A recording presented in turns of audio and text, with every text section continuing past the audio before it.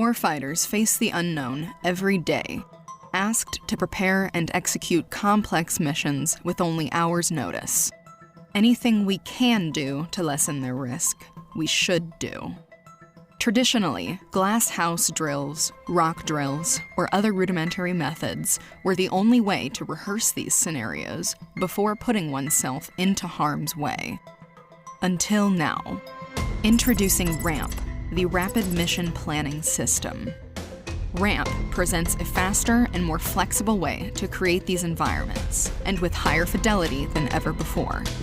Using immersive virtual reality, mission planners can create an environment in minutes using a simple point-and-click interface, from drone images or maps to place buildings, furniture, hostile elements, and more, all to scale. No cords, no computers, no technical knowledge needed. Team members then don the headsets and are immediately immersed in the action.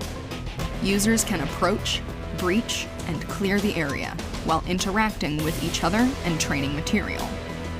With detailed individual metrics, users can track their improvement over time, conduct after-action review, and more.